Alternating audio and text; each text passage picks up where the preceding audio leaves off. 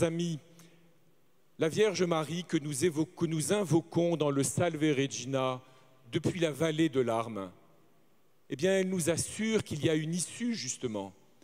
En elle, en Marie, dans cette personne humaine qui a connu les joies très grandes et les petits bonheurs très simples de la vie familiale, par exemple, qui a connu aussi l'atroce douleur que nous savons au pied de la croix, et qui brusquement a tout vu transfiguré dans la résurrection.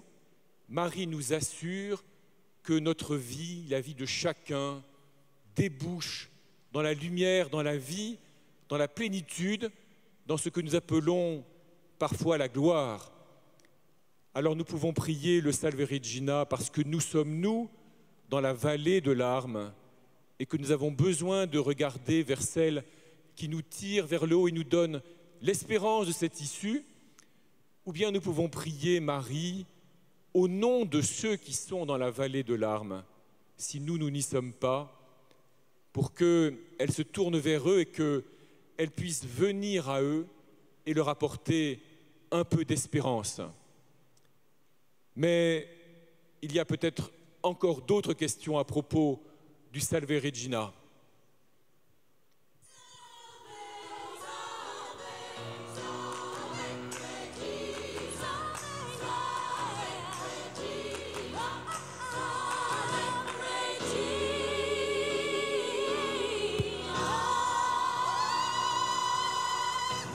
Tourne donc, ô notre avocate, tes yeux miséricordieux vers nous. Et Jésus, le fruit béni de tes entrailles, montre-le nous après cet exil. Ô clémente, ô pieuse, ô douce Vierge Marie. Amen.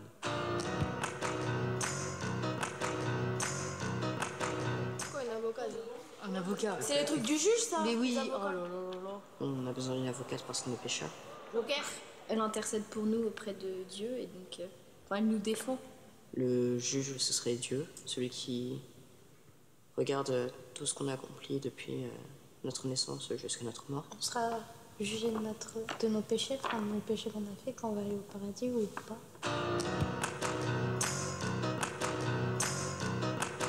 La mère de Jésus. C'est la mère de Dieu. C'est la mère de Dieu, ouais, c'est ça. Marie, c'est un peu plus... Enfin, on va dire, on a une relation un peu plus intime avec Marie parce que c'est la mère de Dieu, mais du coup, c'est aussi un peu notre mère. Enfin, c'est un petit peu plus concret, quoi. Enfin, c'est une personne qui a existé, mais en qui on peut quand même se confier, alors que Dieu, c'est une entité, c'est plus grand encore. Et donc Marie, c'est plutôt, comme il disait, la mère, celle à qui on va confier toute notre tristesse, nos problèmes. Marie, c'est maman.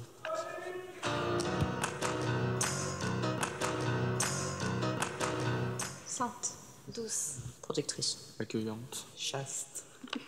Elle a un cœur pur. la pureté. Pour avoir une réponse. Que Marie Pour qu'ils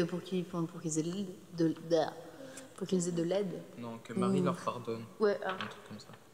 On sent qu'il souffre et qu'il se tourne justement vers Marie, la mère de Dieu, qui est pleine de douceur pour qu'elle apaise leur souffrance.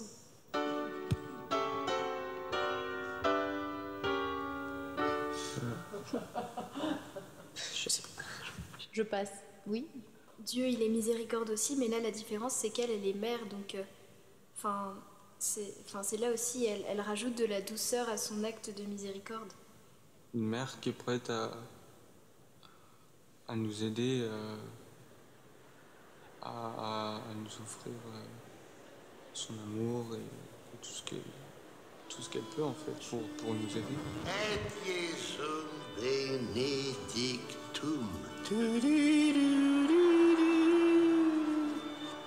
Nobis post hoc exilium.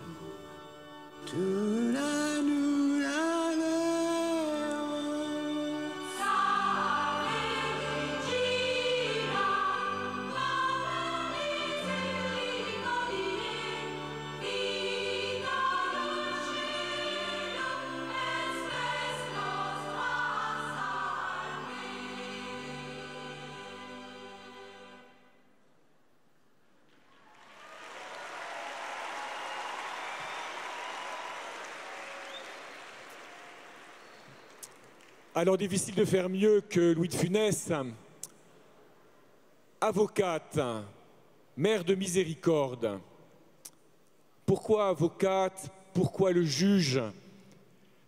Cela répond à une question que nous portons tous en nous et qui nous habite avec plus ou moins d'intensité selon les moments de notre vie.